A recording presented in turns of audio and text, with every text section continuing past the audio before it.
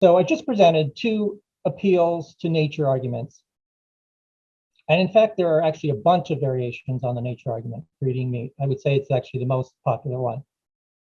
And I'm not going to go through all the others, any more specific ones, but I do want to talk about what they all really amount to. And they're basically one of two claims being made. Either the argument amounts to saying that we eat animals as a statement of natural fact that doesn't even require any further discussion, or the claim is that the underlying argument is that eating animals is necessary for our health. So for the first claim, this is a form of naturalistic fallacy that I've been talking about. Deriving our morals from nature and might makes right and survival of the fittest, it's all just plain horrible. You've just justified prejudice, theft, rape, murder, you name it, which is all natural too.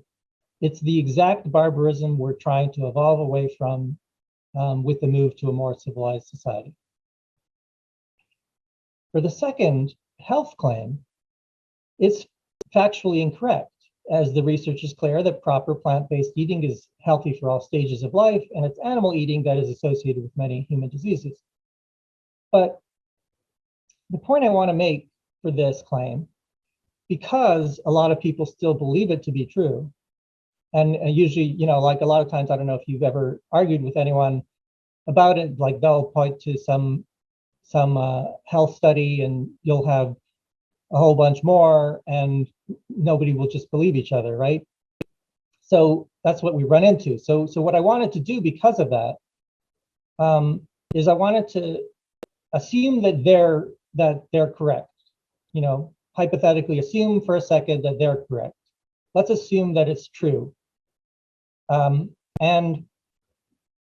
so what I want to argue is that their claim is still, the argument of the claim is still going to be incorrect. And that's because morality doesn't disappear. So let me talk about that.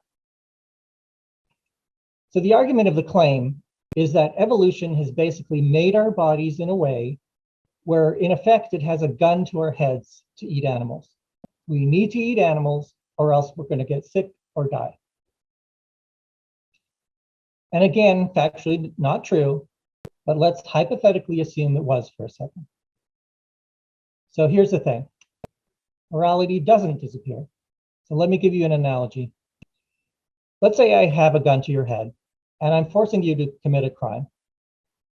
But I don't tell you what crime. I just say you have to commit a crime. It could be any crime. So do you choose A and jaywalk or something else very tiny?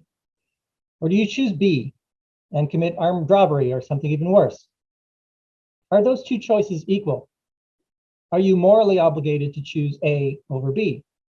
Now, I'm hoping everyone would easily agree that even if a gun were to your head, you still have the moral obligation to choose A over B. And the reason for that is the principle of minimization of harm. Morality doesn't just disappear because you couldn't commit no crime at all or couldn't do no harm at all. And so in the case of eating animals, even if the hypothetical that we needed to eat animals to survive or thrive was true, morality wouldn't go out the window. So we'd be concerned about many things. For example, what's the minimum amount of animals we need to eat to survive? There's no gun to our head to eat more than that amount. How about, can you get what you need from the least sentient animals like bivalves? If you can, there's no gun to our head to eat fishes, birds, and mammals. How about things like fur, leather, circuses, zoos? We certainly don't need those things to survive. Shouldn't we immediately agree to stop supporting those? Similarly, why is eating animals often a centerpiece of our holiday meals? There's no gun to our head to do that. And should we really be celebrating something that we wished we didn't have to do, but are only doing because we need to do it to survive? And finally, as a society, shouldn't we prioritize scientific research to get us out of this situation? To do the equivalent of a mission to the moon, or for finding ethical alternatives of plant meat and or lab meat. In other words, to get the gun away from our head. Of course, we don't see that in society, do we? No one making this argument ever presents any knowledge of the bare scientific minimum animals we need to eat to survive and sticks to that. No. The person making the argument acts like morality has magically disappeared. Eat as much animals as you want, from whatever animals you're accustomed, celebrate it, feel free to support exploiting and killing animals for non-essential purposes too. And there's no need to support any change to get us out of this situation in the future. Morality has completely disappeared. Magic, poof. Even though one side of our mouth agreed that animals have moral status, we've magically figured out a way to act as if they don't have any moral status after all. So it's clear that the people who are arguing this, they're just trying to rationalize the status quo, no matter how illogical they are in the process. All right, so let's move on to another rationalization. So another argument that some people make is to say that plant farming kills animals too. And their hope is to basically muddy the water and say, you're a killer, I'm a killer, we're all killers, so who cares? Now this argument falls apart for a number of reasons. For one, the vast majority of plants are grown to feed animals. So whatever plant farming deaths there are greatly magnified for eating animals. And of course, vegans would demand that plant farming practices change to try to minimize and prevent any such plant farming deaths altogether. But the point I want to focus on here, and I want to add for this topic, is that there's a complete difference between unintentional deaths and premeditated slaughter. So the person trying to equate the two is treating non-human animals as if they have no moral status, and they're just resources to manage. So for example, just think about what this type of argument would amount to in a human context. They're literally making a Thanos from the Avengers movies type argument, where Thanos pushes his plan to murder half the people in the universe because he thinks there's not enough resources to go around, and he thinks he's the noble one.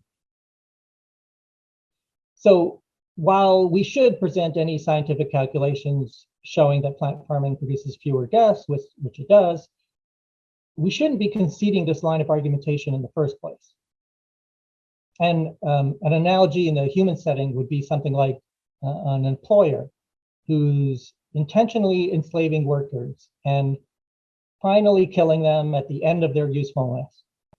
And then the employer argues, well, it actually works out to be less than accidental deaths at a regular non-slave workplace. So yeah, even if those numbers were true, something a lot deeper is wrong with the mindset here.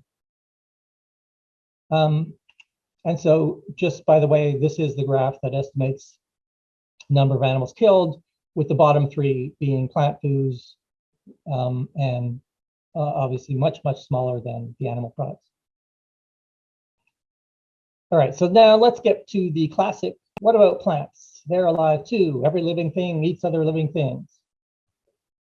So we've now already laid out all the key points that are relevant to fully answer this argument. Namely, one, there's a difference between being biologically alive and sentience. Plants are biologically alive and may respond to some stimuli, but still all the relevant science is that they're not sentient. Two, animals eat plants, and it takes way more plants to feed an animal that we then kill and eat than eating plants directly. I mean, basic physics should even make that clear, because most of the energy gets wasted at each stage, from animals eating plants to then humans eating animals. And again, animals are eating plants. They're not getting their energy directly from sunlight.